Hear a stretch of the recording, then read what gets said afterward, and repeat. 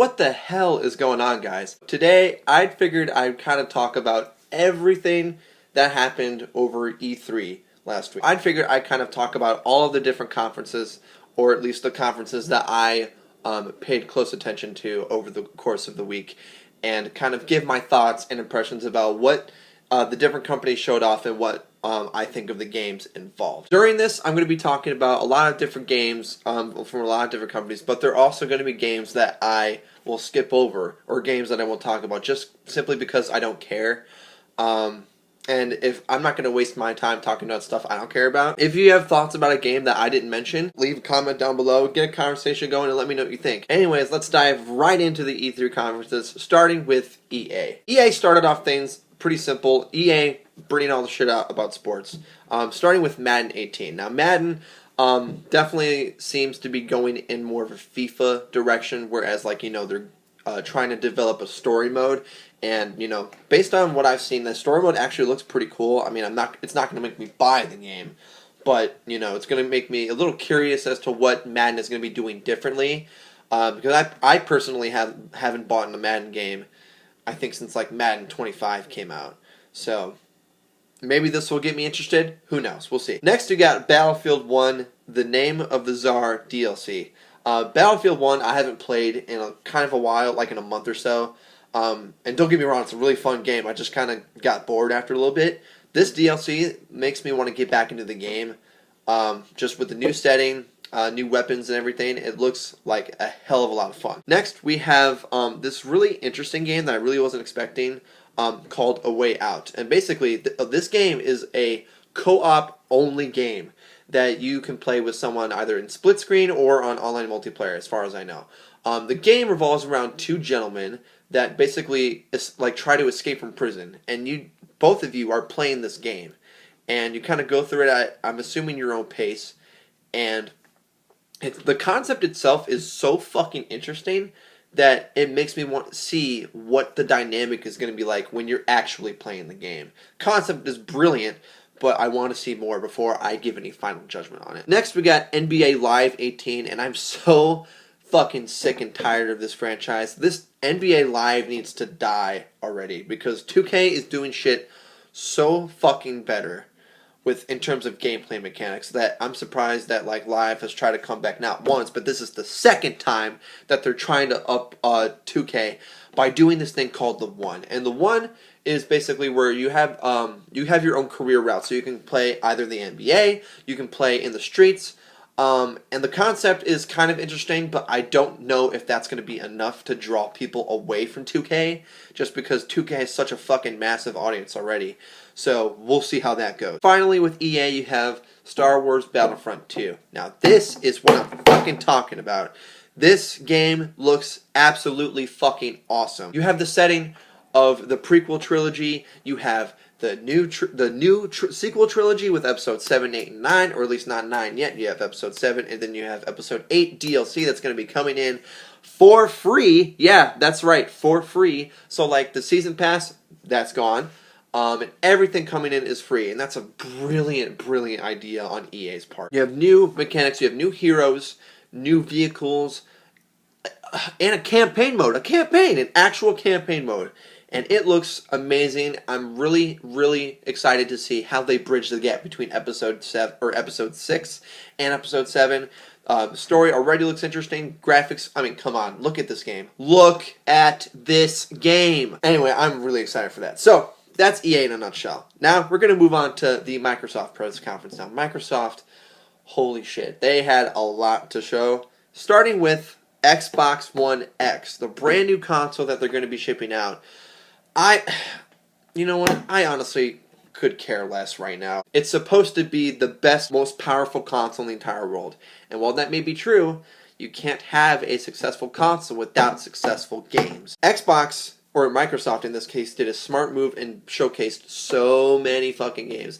Not before, though, they revealed Forza Motorsport 7 by showing off a fucking car on stage. Then you have Dragon Ball FighterZ, which I know is going to make so many fucking people excited. I personally haven't seen the show, but the art style of the game looks so much like the show. And this style of fighting looks like so much fun in the Dragon Ball Z game that should have been made a long ass time ago. Then you have The Last Night. Now, I have no idea what the fuck this game is about, but look at this art style. It's basically like, it looks like Blade Runner with like pixelated art style, and I have no idea what this game is about. I don't care. I want this game right now. I want it right now. Then, Cuphead. Cuphead. This game has been on my radar for the past 2 fucking years, and I haven't heard shit about a release date until now. September 29th. Finally, we're going to talk about the game that fucking stole that conference for me, Anthem. The new game made by BioWare. Say what you will about Mass Effect Andromeda, but this game, Anthem, holy shit. Look at this game. It looks so fucking good. Like, it's basic. Oh my god. I can't even give thoughts. I honestly can't. Like, this game looks so fucking good down to like the combat, the animation, the graphics, oh my god, the weapons, the fucking like loot structure of this. This looks so much like a Mass Effect game that I wanted it to be, but it's not a Mass Effect game. It's better. And I'm really excited about this game. With Microsoft done, we're going to get into Sony's press conference. Shadow of the Colossus. Yes. Shadow of the Colossus fucking remake. Now, oh my god. I'm excited because I'm going to be playing the shit out of this game. The story is probably one of the best in all of video games, and just to get that in such an updated like graphics, I can't. It looks so good. I want to play it now. Moving on. God of War. Now, God of War 3 was a fantastic game in my opinion. The graphics and the gameplay I thought were fantastic. This new style that the God of War is kind of like going into with like the Norse mythology and the fact that, Kratos has, a fucking child, this makes it so much more interesting to the character of what Kratos is. This game makes it interesting because, Kratos is like an entirely different person at this point.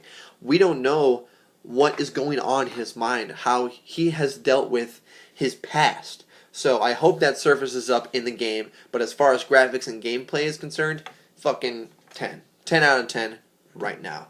That's going to be a game to look out for Game of the Year. I'm calling it right now. Then you have the game that I'm most excited for this year, Spider-Man, made by Insomniac Games.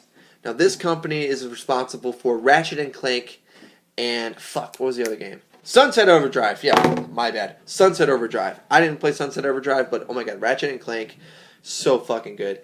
And the fact that it's this team is working on the Spider-Man game makes me so fucking pumped. I grew up loving Spider-Man. I grew up watching the 1994 animated TV show, as well as, the first Spider-Man game I ever played was Spider-Man back on PlayStation 1 in the year 2000. Yeah, this is what Spider-Man used to look like. Going from this to this, oh shit. The gameplay mechanics, the different stealth mechanics, the open world web slinging, god damn, this looks so cool. This looks like the Spider-Man game that should have been released years ago, but the fact that it's being released in 2018, I want this game now. So fucking psyched. And finally, we have the Nintendo conference. There's not a lot that Nintendo showed off, but there's a couple of things that I personally want to talk about. First, you have, the Kirby game that's coming out, then you have the Yoshi game. Obviously, you have a demographic of people that would like to play those games. I'm personally not too interested, but I mean, if that's what people like, that's alright. Then you have, what's interesting, you have a Pokemon RPG being made for the Nintendo Switch. Know absolutely nothing about it yet, but we'll see what it's like in the future. Then you have the fucking bombshell that came out of Metroid Prime 4. When I saw the 4 in this trailer, I was like, okay, what the fuck is this? And then, Metroid Prime 4, I literally screamed. I was like, oh shit. Anyway, no, I'm so excited for that game. It's that makes me want to buy a Switch right away. I know that Breath of the Wild was a fucking great game, and I've seen people play it, and it's great.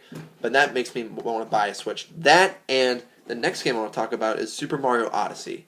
Now, this game is really unique just because, you have Mario running around, kind of possessing people with his hat, which is a new gameplay style.